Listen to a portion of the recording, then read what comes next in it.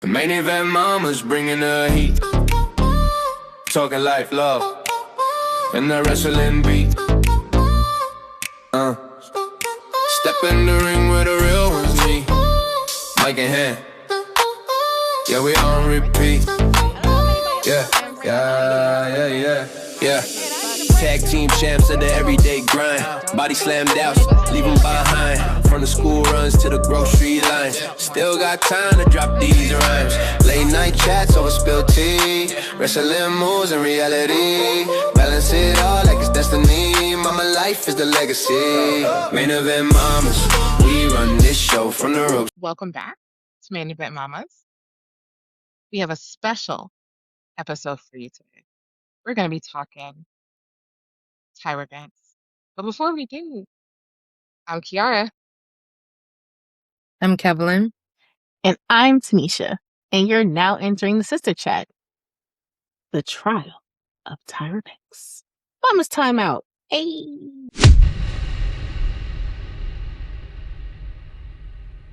We're ready to unpack something really serious that affected all of us deeply.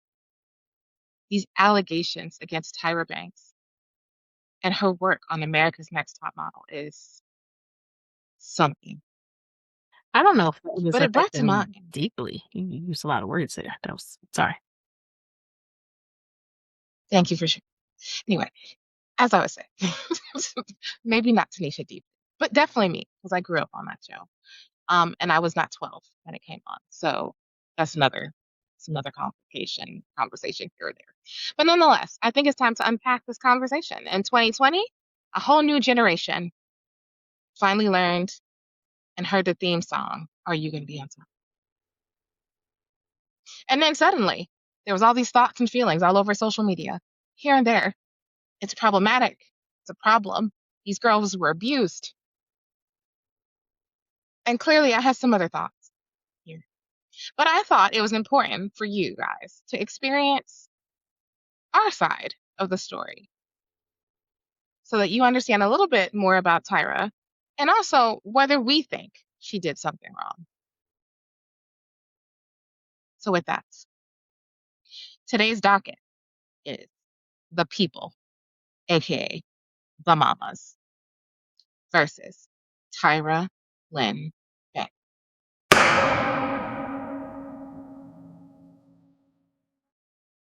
All right, so to understand the defense, we must first educate the jury, even though we are technically judge, jury, and executioner here. But for you guys out there, we want to make sure that you understand all of the allegations in the case and the evidence to that extreme. So we're going to take you back to the wild, wild west of reality TV, the good old days, from 2003 to 2010, where we're going to talk about, we were in a whole different dynamic then. Some that you may realize have come back, like, low-rise jeans, because whose wardrobe isn't complete about their behind not hanging out from jeans? Mine. That's about it. But we're talking about television was practically a blood sport, right? So to pass judgment on America's Next Top Model without truly understanding the landscape that created it is a little crazy because you really got to understand it was an entirely different time. Tyra was competing in a primetime arena like you have never seen. We grew up on the American Idols, which made a superstar out of Simon Cowell for his incredible insults. And if you watched American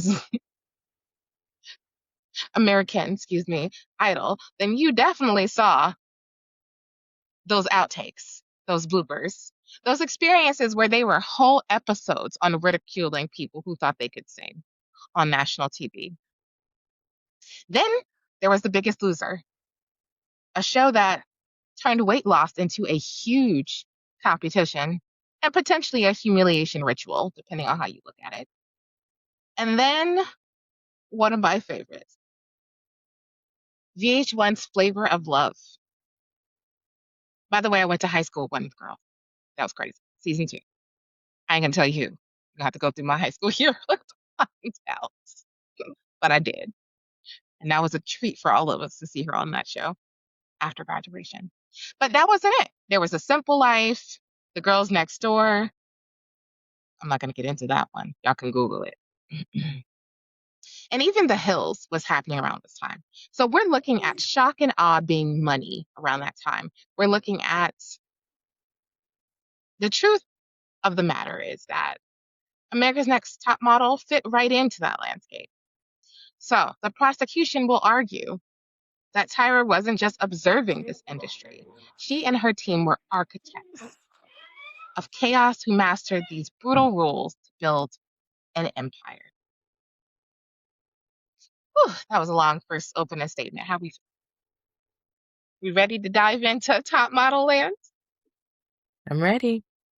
Yeah, if these kids don't get There's their so lives much. together. What's happening over here? Okay. Let's talk Exhibit A, the duty of care versus the ratings grab. So as the prosecution at this moment acting, I want to add the judges to the docket because half my problem with all these allegations is that Tyra did not do this alone. I would argue there were other contributing factors and people involved.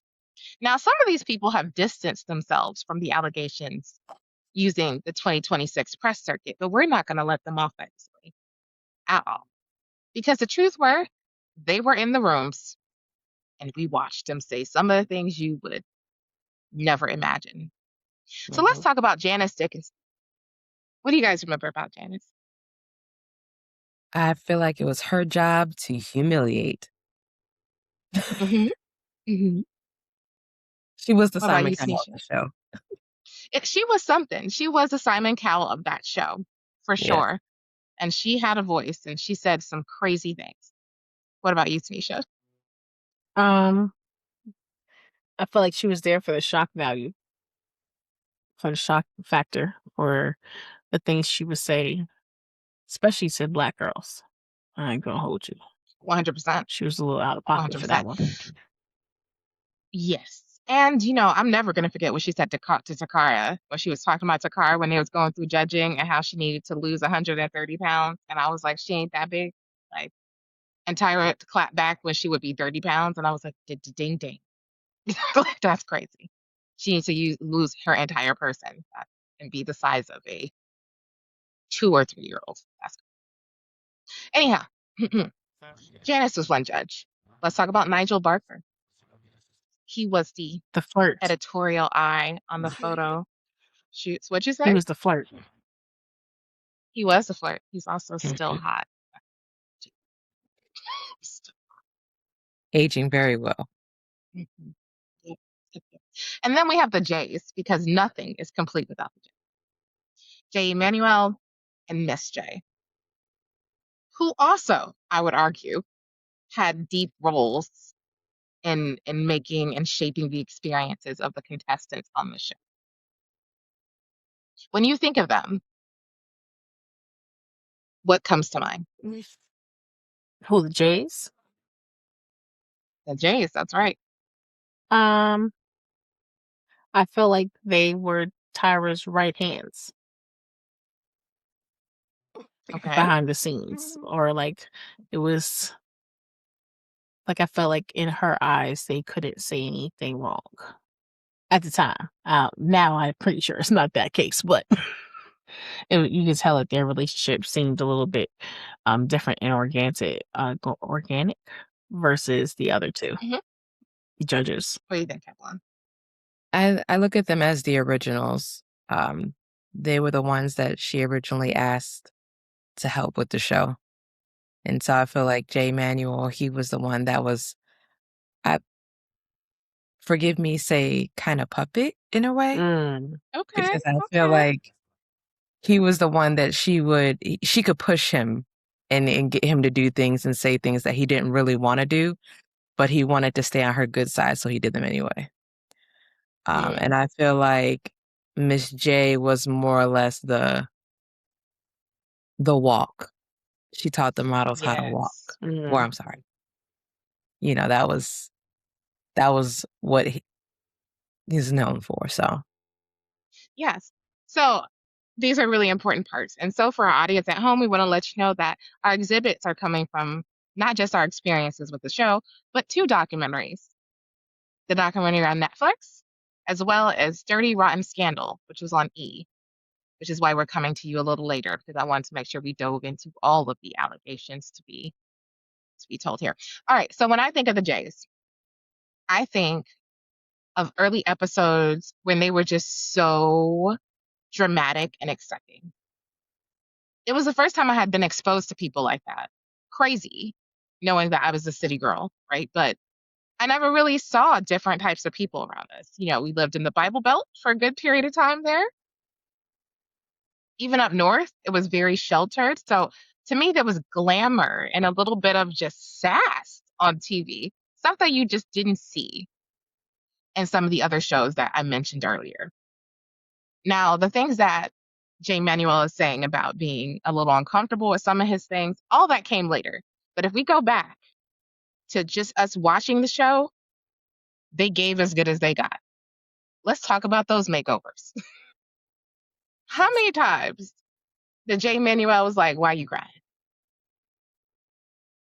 What's wrong with you?" We'll get into some specific examples later, but like, there's how many times did we watch those episodes? And Jay's just like, "Girl, suck it up. What are you doing, girl? It's gonna be okay. Trust the process, right?" Mm-hmm. Even though sometimes the makeovers was crazy. Like, ooh, girl, it's crazy. But how many times did he say that to girl? Like diminishing feelings and Mm-hmm. things like that. So I think it's unfair to now suddenly go back and be like, you know what? I was forced because you was cashing the check. Mm-hmm. Can't be too forced.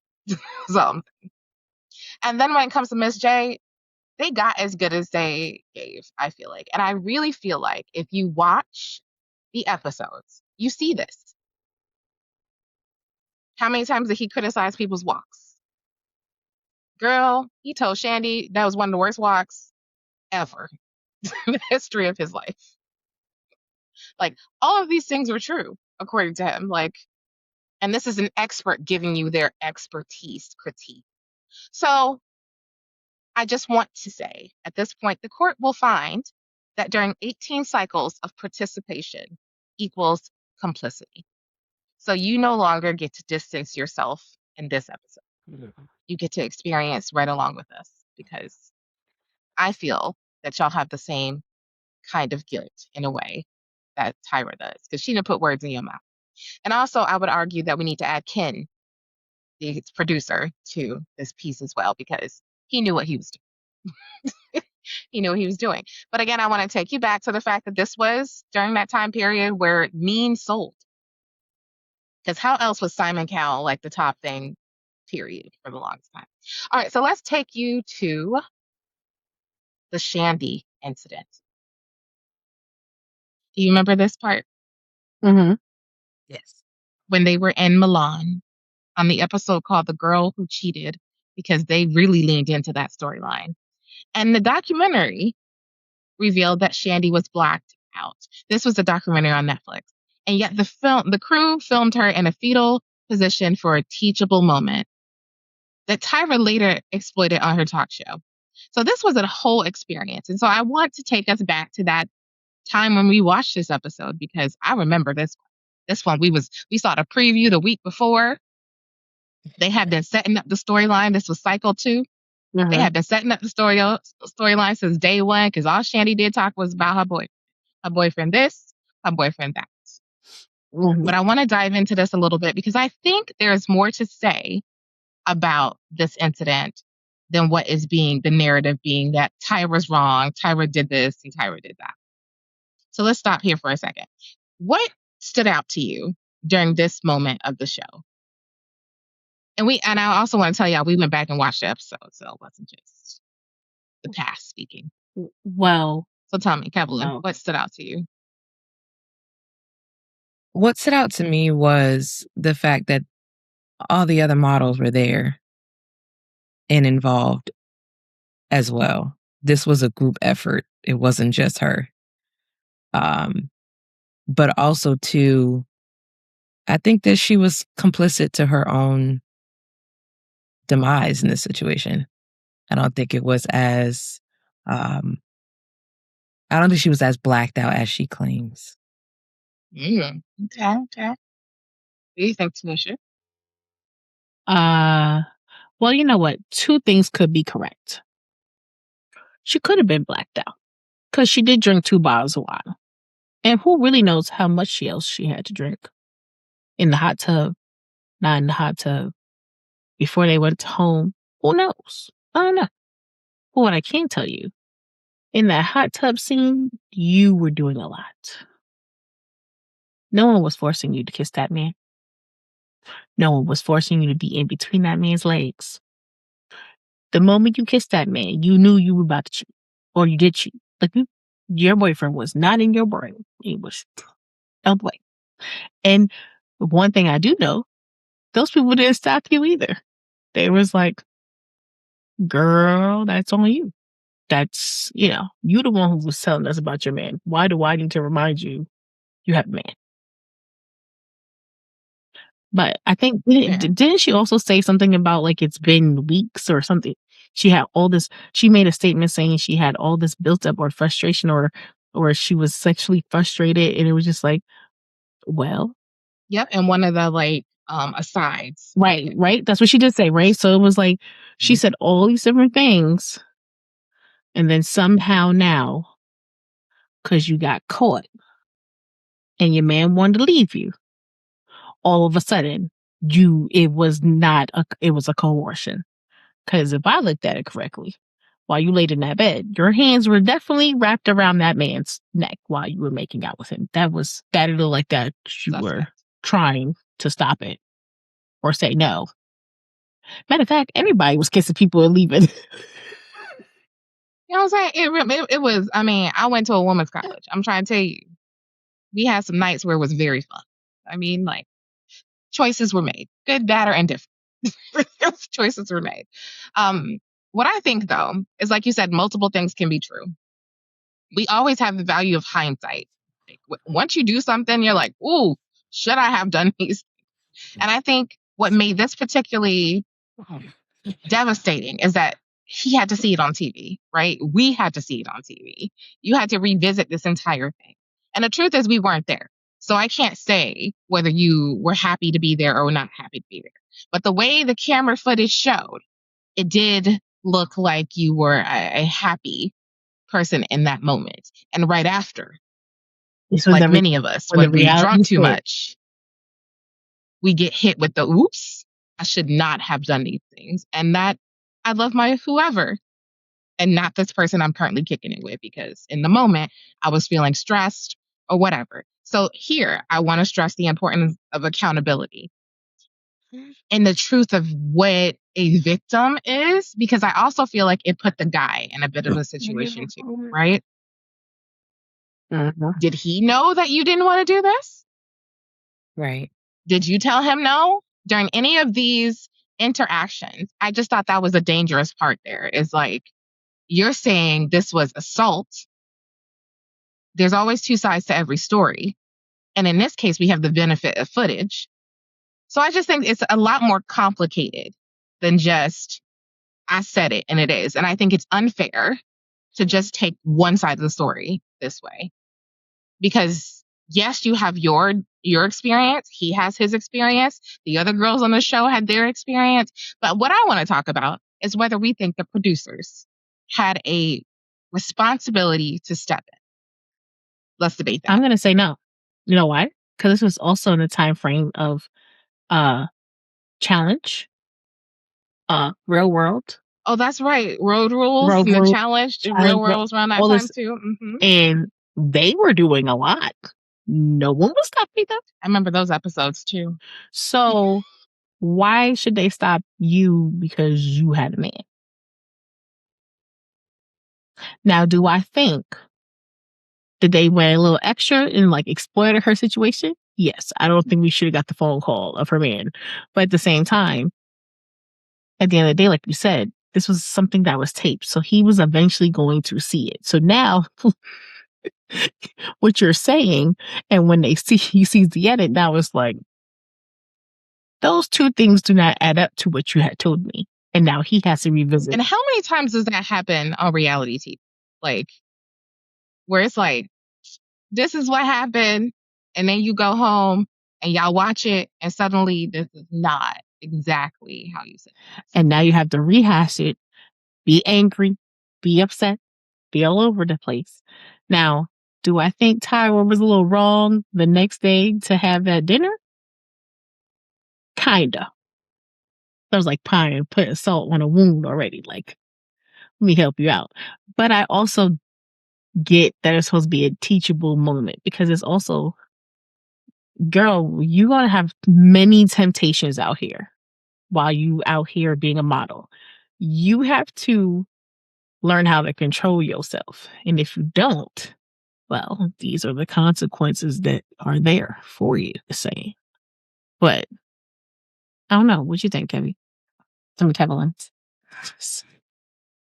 You're fine. I think I'll take the standpoint of I think they should have. You think they And should the have stopped reason them? I do. I think to the point where, because we saw a lot, they didn't stop But not rolling. as much as we could have seen. I want to let y'all know. Not as much. Because remember, that was the Janet Jackson boob moment. It happened around that time. And so they cut That's down true. on all the things right That's around true. that time. They were still rolling though. We just couldn't see nothing. We heard though. You know that But we did. Mm-hmm. We did hear. Mm-hmm. We did hear. So at that point, I think that there should have been a little bit of discretion, in my opinion, of letting that air. And I think that while we were talking about Ken being an accomplice earlier, I think that he very well knew that this was going to be good ratings, and that's why they kept rolling. Not really taking into account how this was going to affect her later. I don't think they really cared. That's true. And so funny enough, I kind of lean in the middle here, right? Because you did sign a contract that said that they were going to film you, right? You went on this show hoping to be successful. Now, what that looks like for you could be anything. And in today's world, it could be literally anything. Ask Kim Kardashian. Like, you could become a celebrity for almost anything at this point.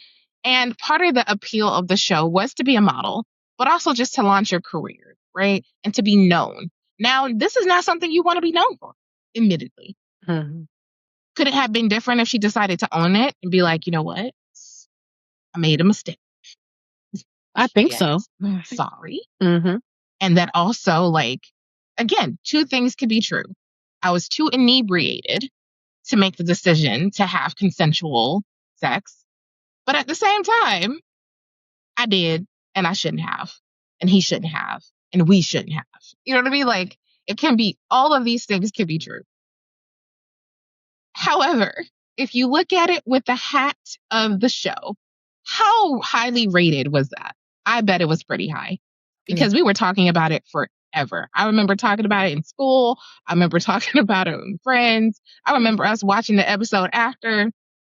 We had a whole debate about whether she should go home.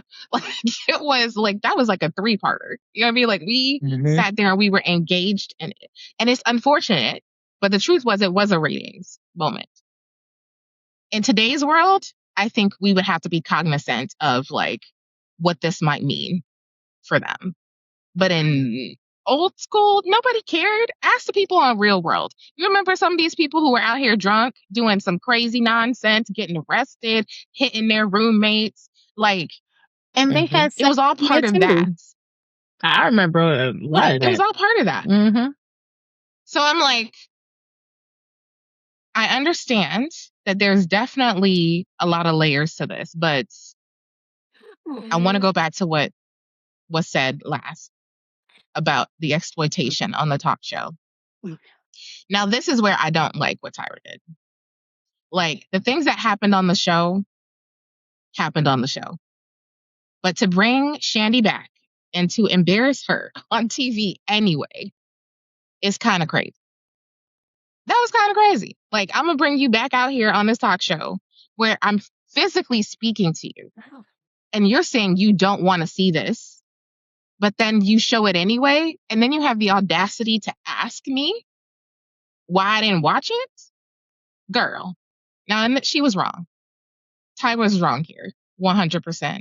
No hard stops, no caveats. She was very wrong in that moment, I feel like. And I definitely feel like they did take advantage of her suffering, especially with the Tyra coming back, after that incident, telling her, I was cheated on. Girl, hold on a minute. Who was you trying to teach in this moment? Because you could have definitely not done that and pulled her aside and gave her a moment there. Was your intention to educate any other girl during that experience? Maybe, but it didn't feel like it. It felt very pointed towards her at that time. That I can say. That I can't defend in any way, shape, or form. Well, I'm going to counter you for the Tyra thing because technically I felt like that was used as a reunion show. And on the reunion show, they revisit things you don't want to see and ask you questions about it. Yes, but could they have given her the option to not do that, right? Like, my thing is, we know at this point, and I would argue you're right, that show happened way after the season. Mm-hmm. So technically, like, Shandy should have a sense of maybe what had happened. But what could happen to her on that show, knowing that the whole world saw it, they want to talk about it, is a hot topic. Mm-hmm. But I would also say, did you give her the option when you flew her in? Did you tell her we were going to revisit this? Did you tell her what you were going to do to her on national TV? There was some responsibility, I feel like, with the producers and Tyra's team and Tyra herself having a relationship with the model herself to say, hey, Shandy, this is part of what we want to do here. Because you could at least prepared her and not hit her with it. Because it did look awkward on TV, if you remember. Mm-hmm. It looked horrible. I was like, oh, poor Shandy. And I remember watching that like, girl, that's messed up. That's messed up. So I can't defend Tyra for how she revisited these things. And certainly not for that ridiculous, lecture right after Shandy's crying and barely getting out of bed and wants to die and wants to go home, as all girls do when your world is upside down. So it's kind of like, not just girls, anyone. I want to preface that it's not just girls who go through that. But anytime your world's upside down and it feels like, you can't handle it, those are the feelings that come up. And you saw that. Like, there's no way Tyra didn't see this girl struggling and begging to go talk to her boyfriend. And you allow it, even though technically you're not supposed to be talking to people from home. Mm-hmm. But you allow it, and then you tape it. And then he calls her what he calls her, which probably devastates her more because, my boyfriend would never, but you cheated on him, according to what we saw.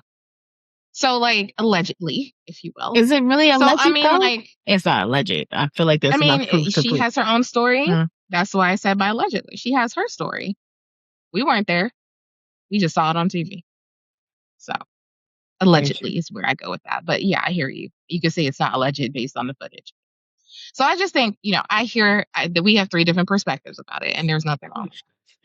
All right, so let's hit the next part of our exhibit. We're going to talk about Dion in Cycle 8. This was from the first documentary on Netflix, where they start to film this photo shoot, which is kind of crazy if you remember. Cycle 8, this film shoot was, this shoot was all about, like, the worst of the worst. Like, it was death and despair and horribleness all the way around. Like, I was like, is that the one where they have somebody who had an OD thing too? Like, it was insanity on the shoot. But as they said on the documentary, they were just going big and bigger and bigger on these crazy topics here. But they forced Dion to pose as a homicide victim, despite knowing that her mother was a victim of gun violence. So tell me about what you thought about this episode. Was Tyra wrong for this? Let me know all your thoughts. I felt like she was definitely wrong, but I think the producers were as equally wrong in this situation. Exploiting something so devastating, I think was completely unfair. to put her in that situation. But then again, she also still went through with it, which was a choice. Nisha? I ain't gonna lie. I think that was insensitive. Now, this is where I'm like, no, I think that was insensitive. I think that was done in poor taste. Now, granted, yes, she did continue to go with it, but I feel like a lot of some of these challenges were in poor taste because some of them would be about, like, I feel like some people did have it and you're like, okay, and you're like, did we really have to do it? I don't think we should have done that. There's like so many other. This is when I started thinking and realizing this is not really you becoming a model. Because in reality, you pick and choose what things you do. So it was definitely for the show and the shock value. And the fact that if you didn't do it, you would go home.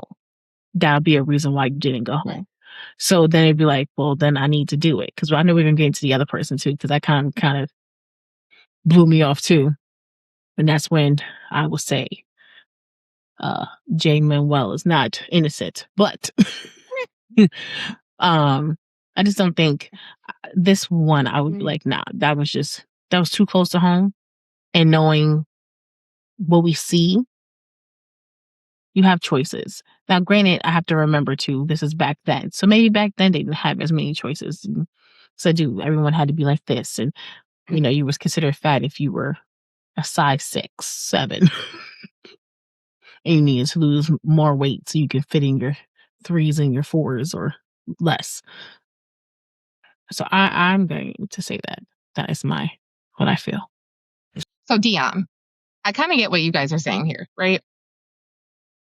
There's no way I can toss this anyway in a good possible spin. There's just no spin here. Like, I just thought it was messed up. It was just messed up. First of all, this entire photo shoot was a little traumatizing to me. Someone who grew up in the inner city, someone who grew up on SVU, Law and Orders. I was like, I don't really think we should be doing a photo shoot where it looks tragic. Like, I don't. It kind of reminded me, if you remember the 7 Deadly Sins one, where you're like, why did they do this? Like it was a weird situation, but to have to put her in a situation like that where she has to face like this trauma is crazy. So no, under no circumstances do I think this was okay. I just thought, like, seriously. At the time, I don't even think I thought it was okay then either. I feel like I was like, what? And then I don't even know, did they not like her picture? They said she had dead eyes or something. I was like, listen, girl, stop this. But half the time, if you remember, that judging was to make them people cry. Like, Yeah. it was like they would just be making people cry. So I was like, that's crazy. So, all right. So here, I think we've established in this exhibit, there's lots of things that were done to grab ratings that maybe should have been more sensitive to the needs of people that were experiencing it and the contestants. But I also would say, in the kindest way possible, in some of those places, in only a few of those cases, there were things that maybe could have been done by the contestants themselves to protect themselves.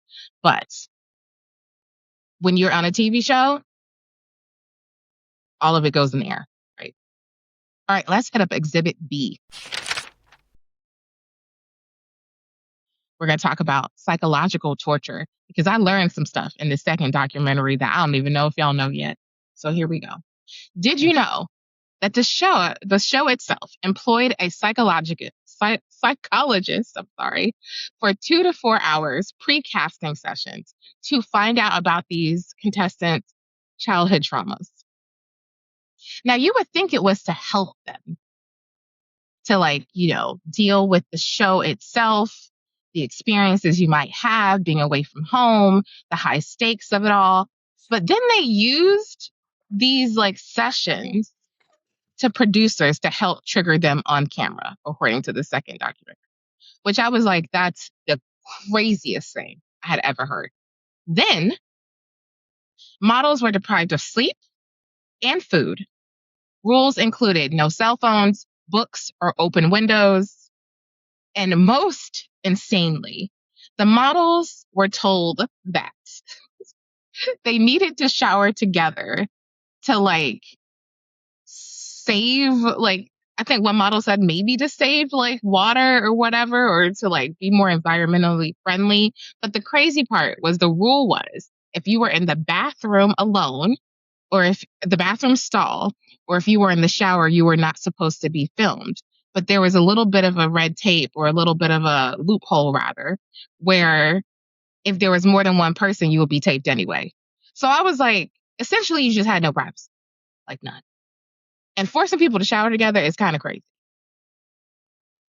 So those things itself, like these two pieces, I think give a whole new level to maybe what might have been going on with Shandy and some of these other models who were fainting. Because if you remember, there were like all these weird like pass outs and like visits to the emergency room, and they were mined. They were like, you know, big episodes where big things happen. So how do you feel about learning that? I was really kind of shocked when I saw that second documentary, and I was like, oh, so y'all just kept them all hostage, essentially, for a contest in which only one of you will. Well, what they had against the books? They just wanted to starve your mind too. Like to make you want it. I don't. Oh, so to be fair, okay, so I think they would take, like, if you violated the rules, they would also take stuff away from you. So like, remember, you know, iPod shuffles were big. They would take that stuff. Like, I don't know what they had against this stuff, but I think they took books away when they like violated whatever rules they had. I don't think they initially took books away. But you want to know something? When you saw that contract, it probably stated that in the contract, and you signed it. So I don't know if I feel bad for you or not, because I can tell you right now, me, Tanisha, reading a contract like that, and you telling me I can't read, or if I do something wrong. And my granted, I didn't care about being in the bathroom with other people because I'm just like that. But I'm just what? like that. Nah, I would have never signed it. So I know some things, as we say, accountability, and sometimes us women, we don't like taking accountability. So yeah, You think it's accountability? yeah. Okay, that's Why not? interesting. You read the contract, unless you just signed because you were just so excited.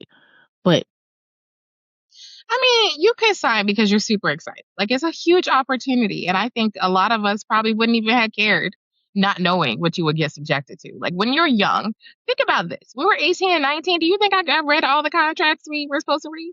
I think we discussed this in the previous episode. No, I just signed and hope for the best. You know, fortunately, I didn't have to give away my firstborn child or nothing, but I just signed and was like, yay, sign me up for this opportunity. Like college and the amount of debt I in, you know, we're gonna go there. But like I'm saying, so I don't know. I think that there's something to say, like, when you're that young, it's hard to like make those. Didn't we have that conversation? 18, 19 is not necessarily an yeah, adult, that's true. you know. So And which means they also pick the people that they can be Kevin, what do you think? impressionable. Impressionable. Is that the word? Sorry. Go ahead, Kevin.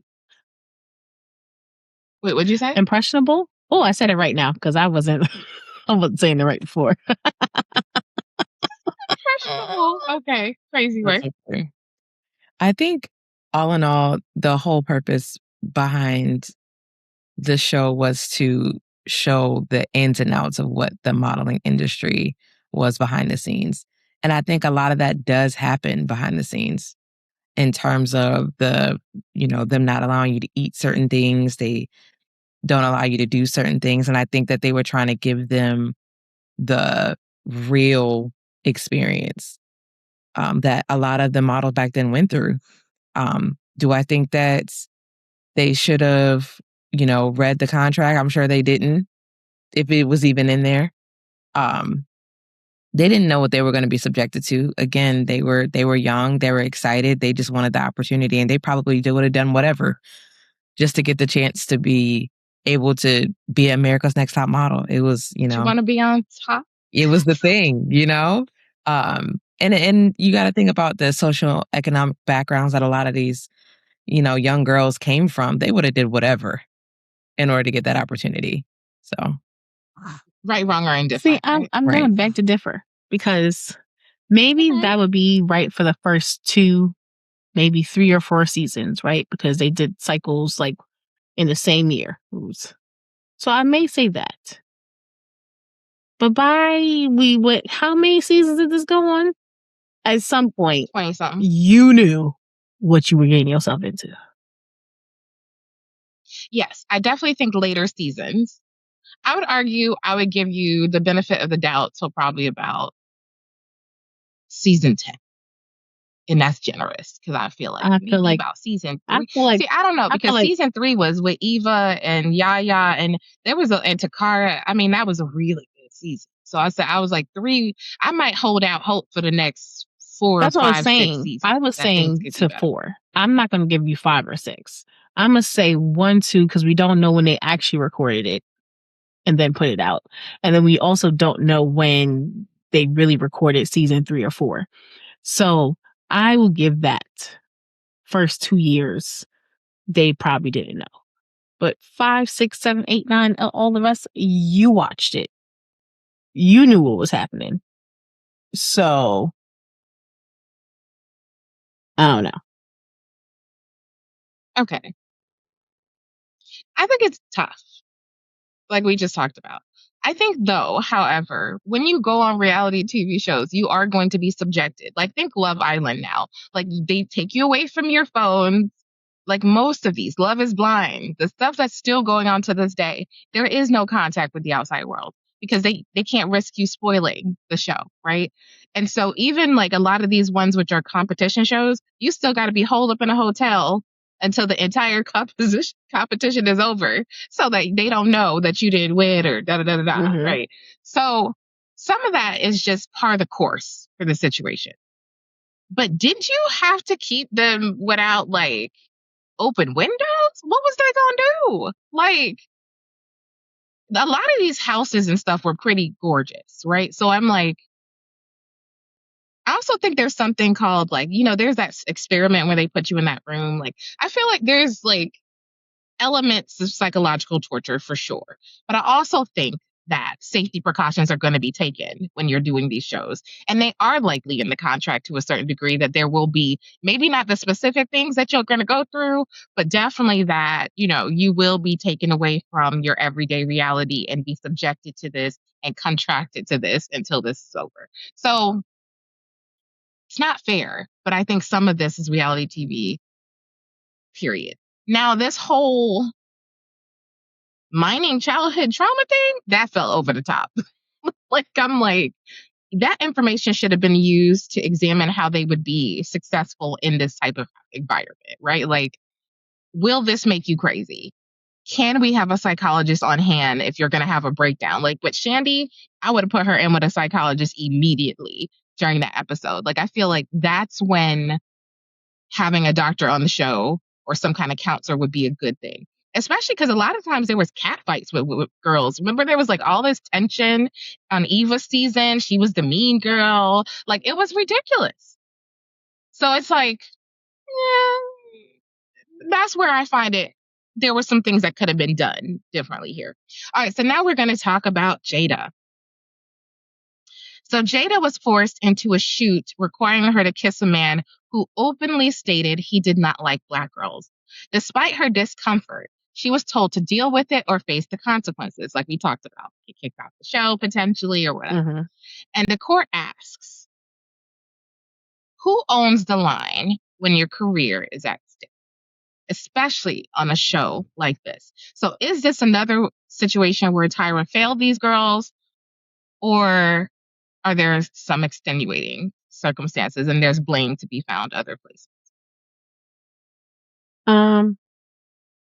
I'm gonna say, yeah, she failed them in this regard because, in essence, you're forcing someone to do something that they're not comfortable with when it comes, because right, to kiss somebody is intimate, right? Because I'm not kissing you on your cheek.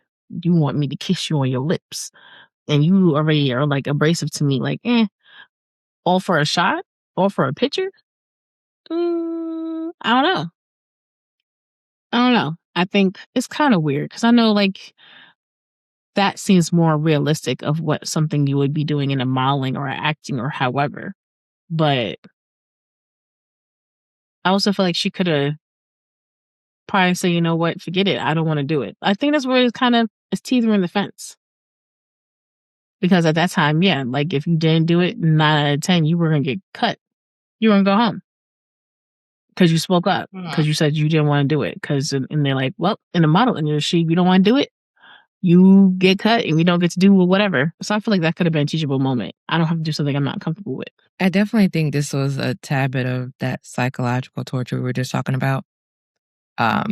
Because it's putting you in a position where you know for a fact that someone has a disdain for people that look like you, but you have to pretend to be okay with the situation, all for the sake of a shot, like you were saying, Tanisha.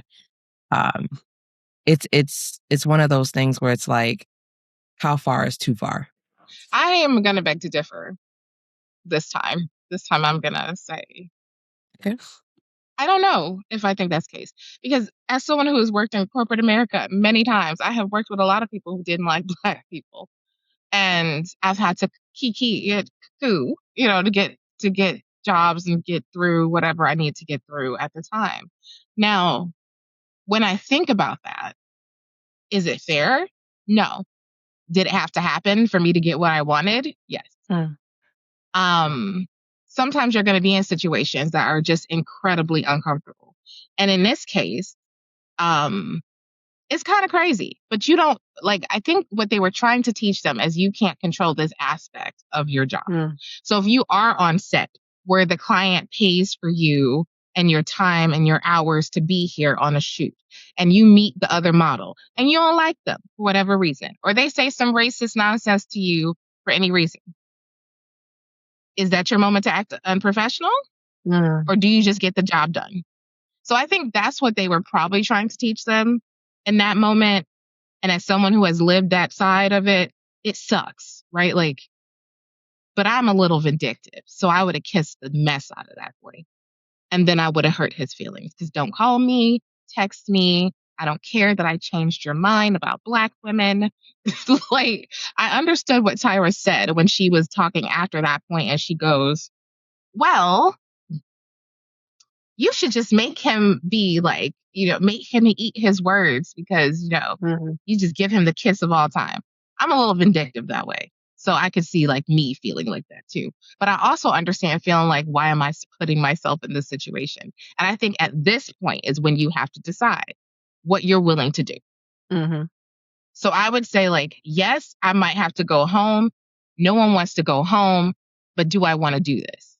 And do I want to put myself in this uncomfortable position for a moment to see if I'm going to continue on in this competition?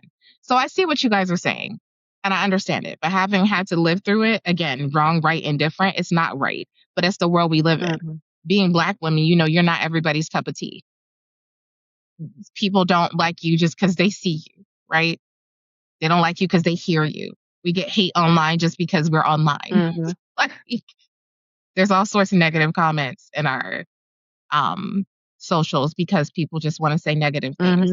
So at the end of the day, I don't think you let that stop you from doing anything, but that's just what I was taught. Remember, you win, period. So that's what we were taught. So it sucks, but I've done it, absolutely. And then I would have hurt his feelings the second I was off camera. I'd have been like, you are an awful kisser. Just so. So, bye. But anyway, that's my thought. Yeah. Anyway, so now we're going to get into the All-Star scandal because you know what? This was another form of psychological torture we want to get into. So Analeigh, she came back for the All-Star season and she won. However, her win was stripped due to the fact that her experience in sex work had come up after, quote unquote, she had had the win. But when you watch the documentary, you find out she had actually disclosed that much earlier on, because when Analeigh left America's Next Top Model initially, she ran into some really tough stuff. She thought she was going to be a model. It didn't quite work out. She went back home. She did what she had to do to survive. No judgment there, right? And she was very ashamed of that. But while she didn't initially disclose it, someone already knew and spoke to her about it. Like one of the executives spoke to her about it. So you knew about my past and you encouraged her to come and participate anyway.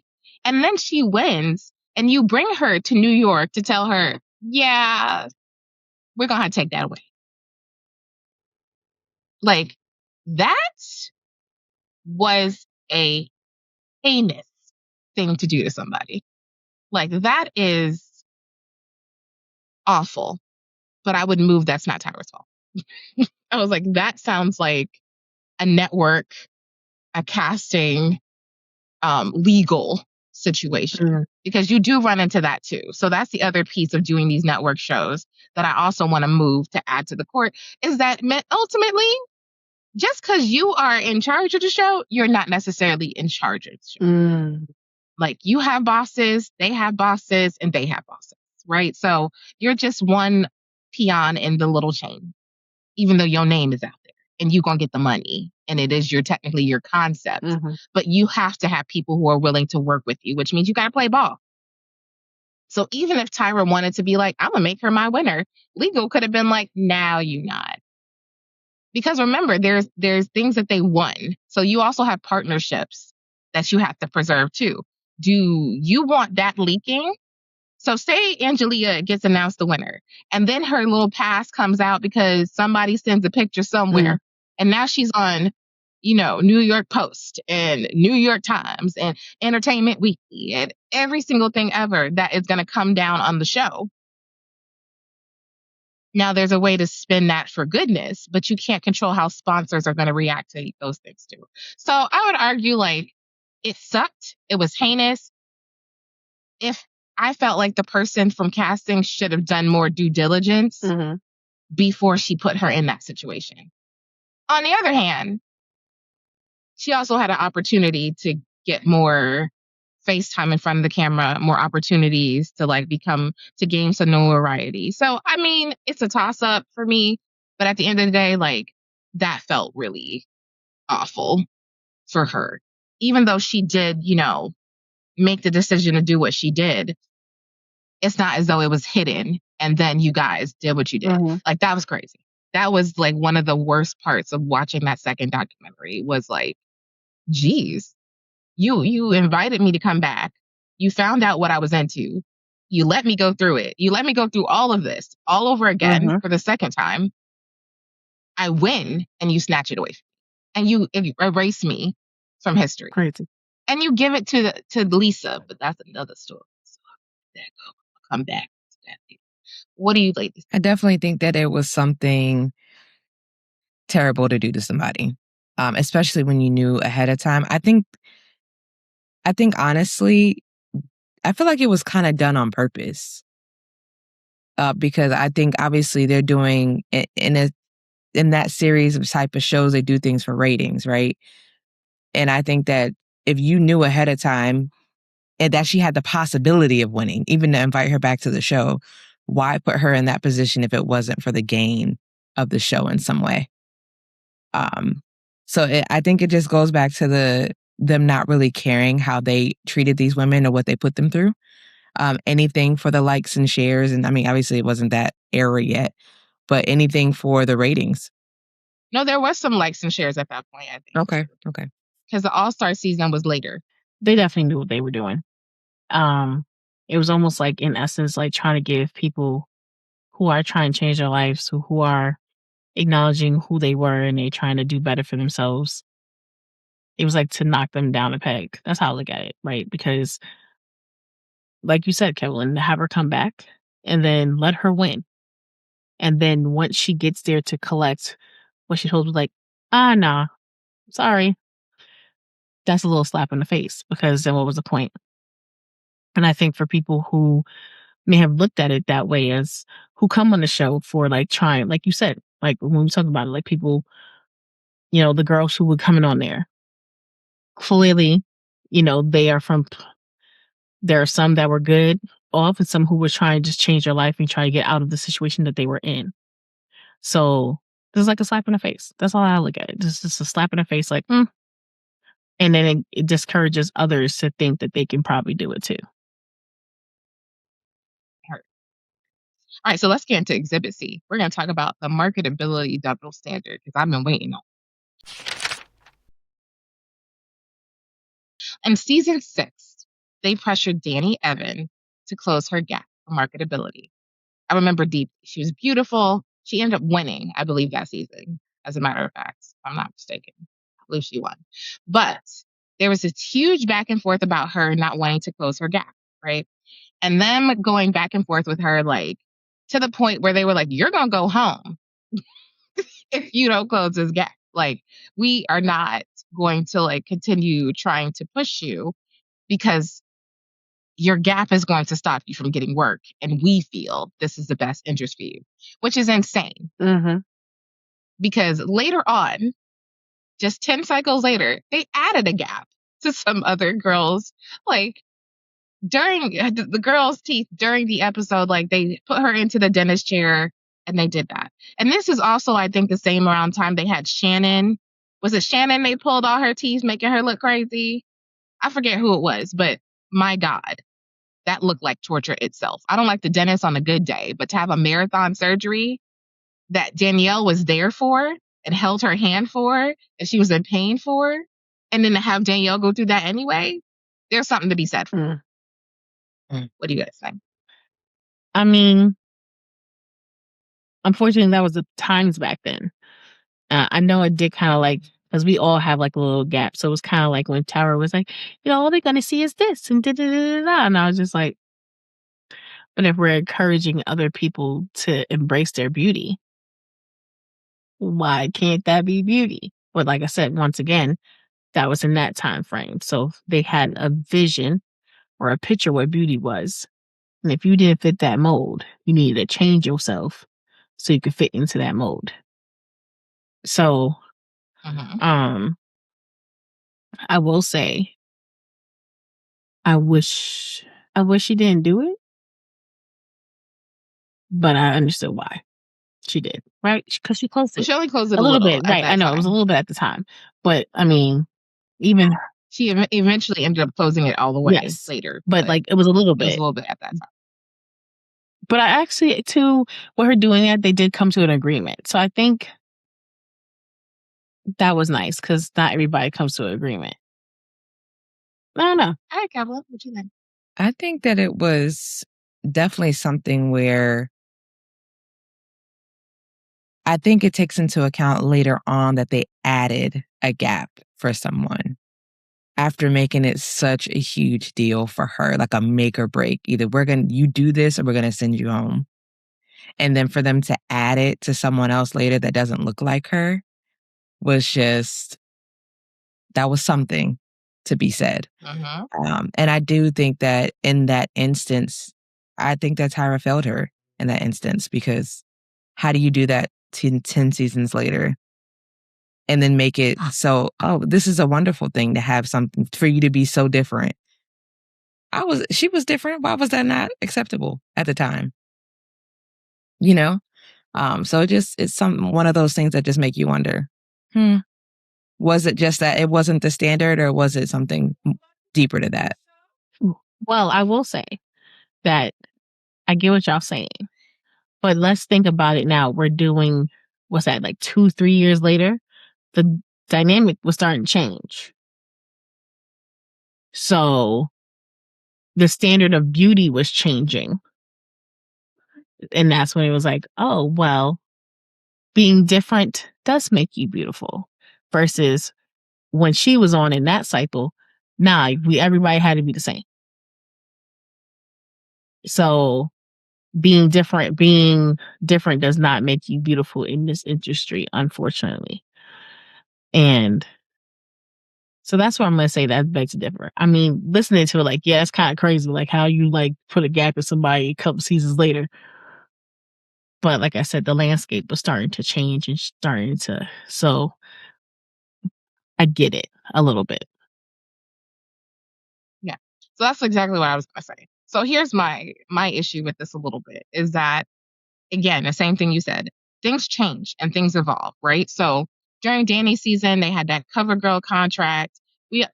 CoverGirl executives have a look in mind. So that's the other thing. Like I said, they have bosses. You also have to make sure, if you remember, the cover girl executives would be on the shoot for the last shoot for the finalists. And then they would be like, I think they had a little bit of a say for who they thought would be better for their campaign, right? I think Danny's story was very much like almost a fairy tale in a lot of ways. If you think about the way they told the story about her past and what she went through, and now she's going to be super successful here as well. And, we're going to give her the launching pad to get there.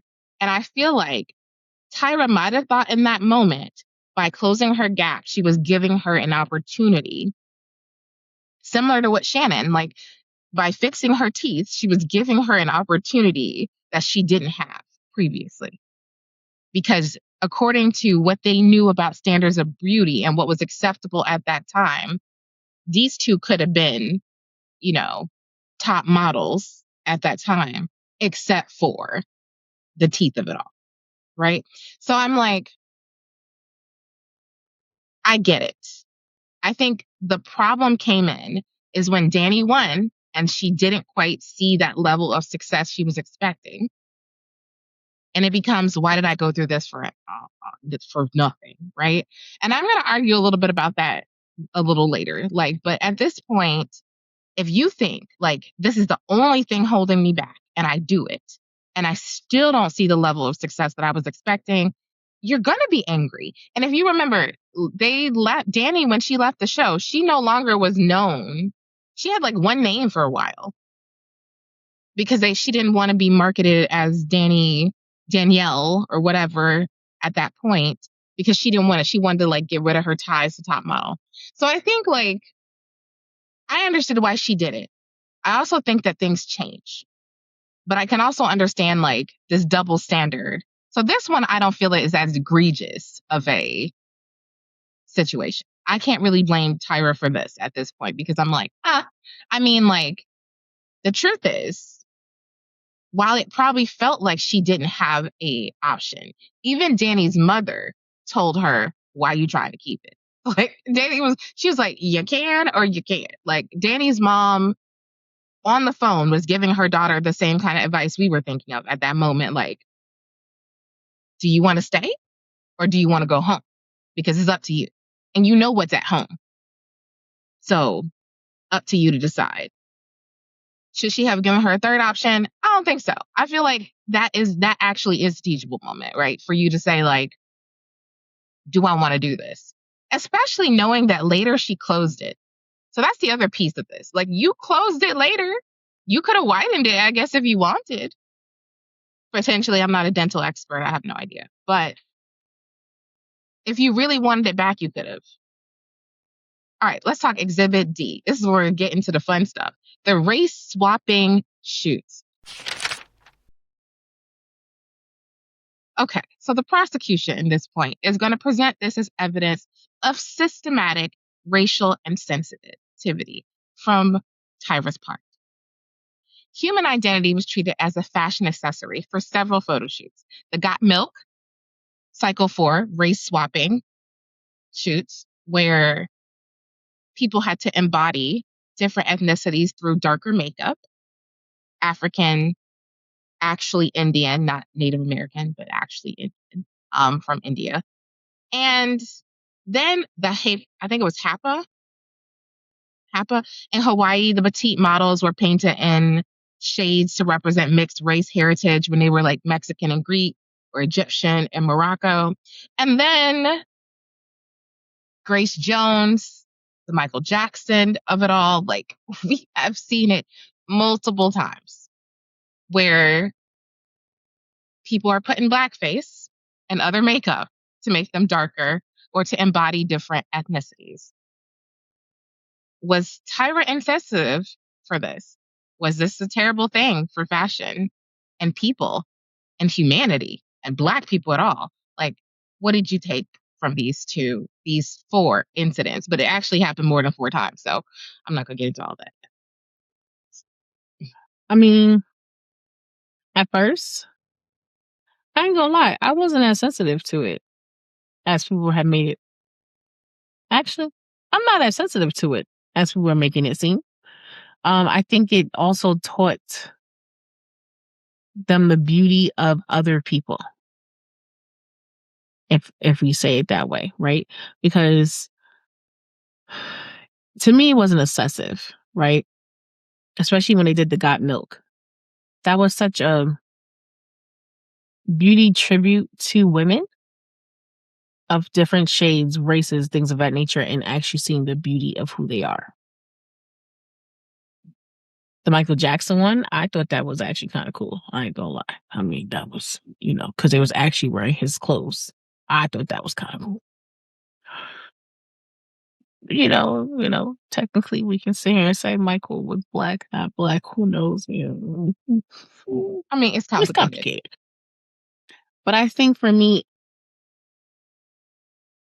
like I said, I feel like I can repeat myself over and over again. I think it was just it's showing to embrace other cultures in a different way that you probably wouldn't have noticed or paid attention to. Okay. Catherine, what do you So I'm kind of in the middle on this because I can see how it would upset some people to have literally blackface, because you don't do that nowadays, right? Um, and so I get what they were trying to do. So I felt like it's definitely something that can be seen as a negative thing or even derogatory to some. But then on the other side, I get what the show was trying to accomplish by showing the different shades of beauty. I think that's what they were going for. I just think they went about it the wrong way because they could have just kept their shade and done it that way. Like, that's how I feel about it, but that's just me.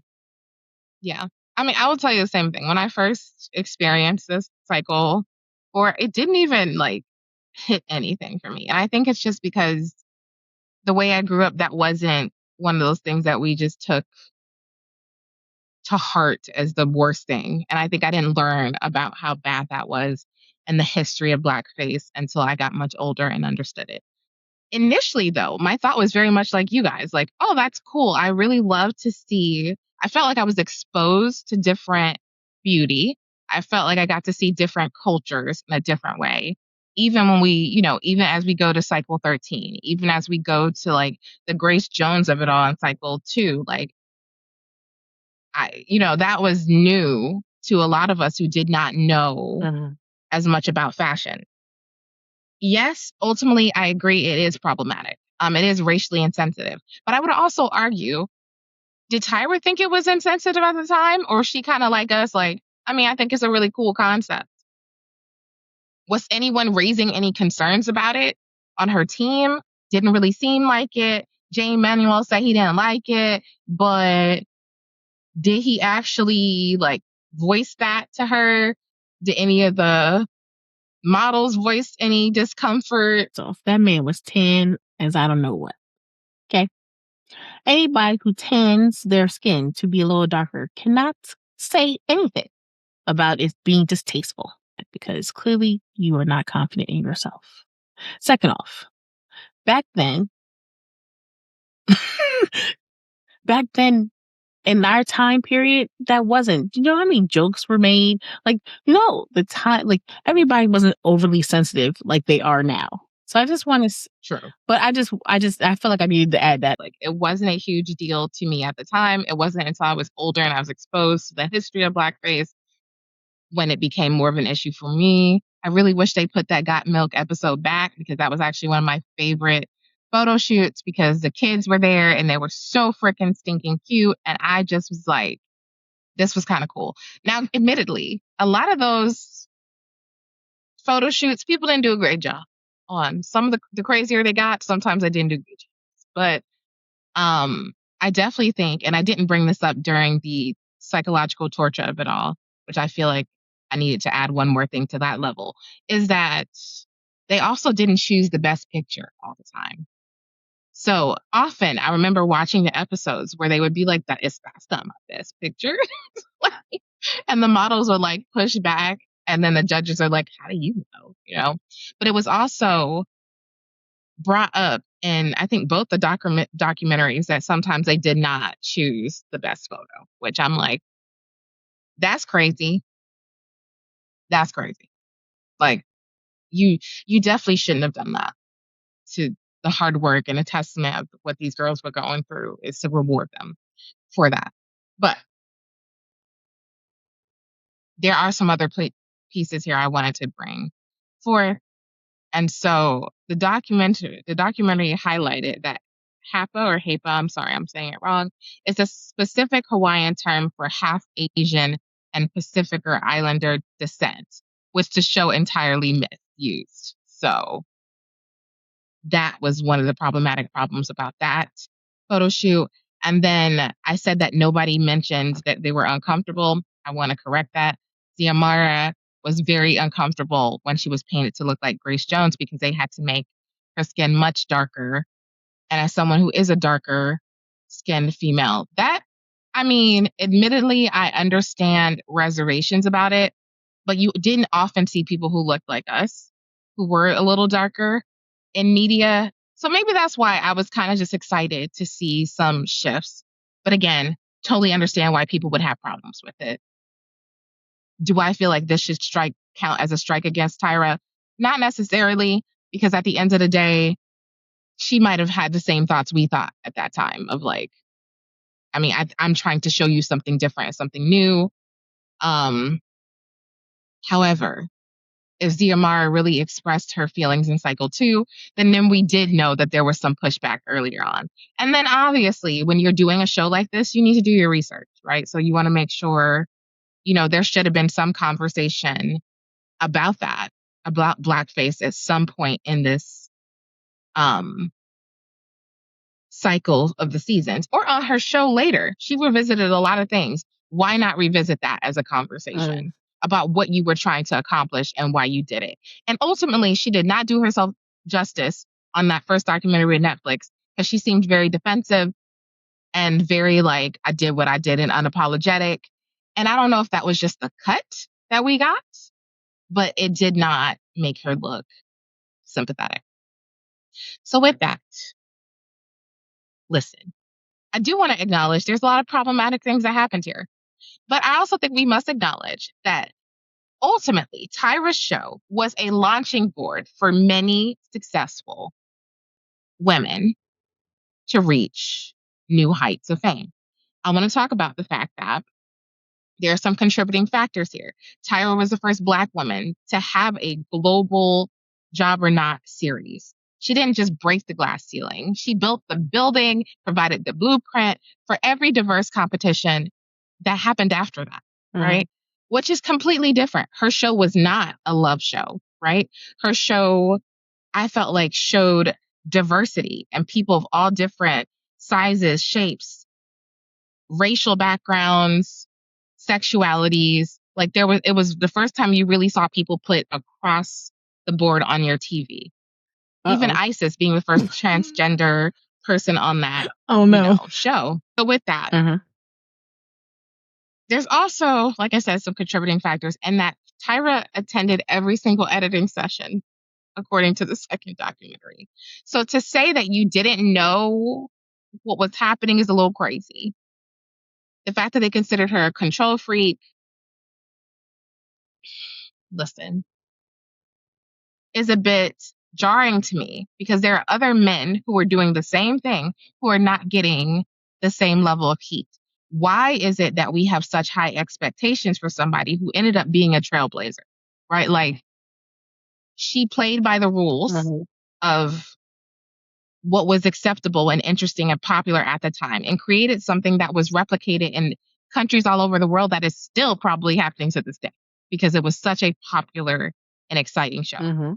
So technically, I would argue that she did do a good thing for some of these people. Now, the means and the methods get a little crazy, but at the long way, if you look at it, there was just a lot that she created and brought to the forefront and made accessible to people that would not have seen it or been, had the opportunity to see that. And she taught me how to smize and take a great picture. And I'm sorry, that was worth its weight in gold in a lot of ways to me. So, like I said, when we look at the diversity angle and all of that, there's some contributing factors and certainly some proof that America's Next Top Model did do some good, right? And then our next exhibit are the people, like I said, who were incredibly successful. We're talking Analeigh Tipton, who actually had the best CoverGirl commercial in history, according to Tyra. She also is a Hollywood actress. Like, she did a ton of things. And if you see her now, I can remember that she was on that show. Then we're talking about Yaya, also extremely successful. She was on 6 seasons of Chicago Med. She's on one of my favorite shows for a while, Lincoln Lawyer. She was on a soap opera. Like, Homegirl did the big one. And she was on Cycle 3. But not just her. We got Leila, who didn't win, but she was ranked as a top model globally, having walked exclusively for Givenchy, Prada, Dolce & Gabbana, and Calvin Klein. Okay, so she was on Cycle 19. You have Fatima, who was a Somali refugee and stunning on Cycle 10, who became a high fashion staple. She did campaigns for Ralph Lauren, Tiffany and Company, and she's still a face of Vogue and Harper's Bazaar. Then we have Ebony, Cycle 18. She transformed her like 30 Never edit, which was, she was the first, if you remember. Like, no, I'm sorry, she wasn't. That's different person I'm thinking of. But anyway, Ebony transformed her 30 Never edit into a career as an activist and a speaker. And she starred in an iconic Calvin Klein campaign, delivered a TED Talk. And let's not account for Eva, the diva, who is also a highly successful actress. I think she did model for a time as well. I mean, very visible, someone who has gone on to like do amazing things. So I don't think that it can easily be reduced to this just worst thing that you've ever seen in history. Mm-hmm. So now it's time for the verdict. I hope I've convinced you all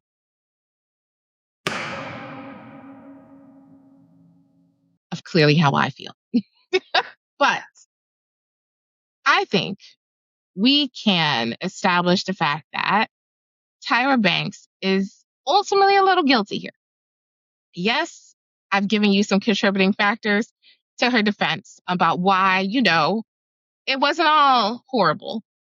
But was there some cultural malpractice here? Even though I do argue, like, maybe she didn't know. But there was still time to rectify some of that, and it definitely wasn't done in the documentary or on her television show when she had that. And I think we can, talk about the mitigating circumstances of her being the first of her to create something like this in the first place. She was a pioneer, and that is, that goes without saying. And she built it not just for that. I mean, there was books, ice cream, there was a whole thing that she created from this brand. But did she use humiliation to do it in some ways? Yeah, she did. But I also think she did it for a broader vision. So I think she didn't necessarily have a horrible motive to do this. I think she can be considered acquitted of having done it just to be problematic or to be uncaring. I think she had a vision and she was doing her best to bring it to life. Were there mistakes? Absolutely. But she's not the only one we need to charge. We need to charge the co-conspirators, the judges, Nigel, the Jays, Janice, multiple judges. Let's talk about some of their the evolving door of judges, guest judges that were also problematic. And not forget that other lady who was there, whose name I can't remember right now. But I didn't like her at all. Mm-hmm. But she used to be an editor of some magazine. I'm blanking right now. But a lot of these people, I want to point out, did they say they were sorry? Did that guy with the chihuahua come back and say he was sorry? Because he was there for a time too. So why are we asking Tyra to say sorry? Why are we holding her to a higher placed in all these other people who were involved. Are we asking Ken to say sorry? So like I said, I don't think that it's solely Tyra's responsibility, because while it might have been her vision, there's all these people who bring it to life. And there's all these people who participated in that. So we're going to pass down sentence, because I feel like they should do another cycle. It should be called the redemption cycle. And there's some things I think that they should do in this cycle to like make up for some of the craziness that happened in the past. Because now hindsight is 2020. We are now in 2026. So now we know some things and we can change how we do things in the future. What do you guys think would be great opportunities for them in the future if they wanted to bring it back? Because she definitely announced it coming back on that documentary and then crickets. So what do you think that are some things that she can do to bring it back in a much more positive way this time? Not do everything for ratings. Like actually give real experience to actually learn from it. Not just doing something to get the wow factor. Okay. What do you think, Evelyn? I think the not using their past history for ratings or clout or psychological trauma or all the things that they did in the past, but just giving them a clear shot at something great, but not trying to expose or exploit them to get there. I definitely think those are excellent ideas. I definitely think, like you said, we need to avoid trauma. You know what I mean? Like, I think you need to make sure you vet people properly so you understand like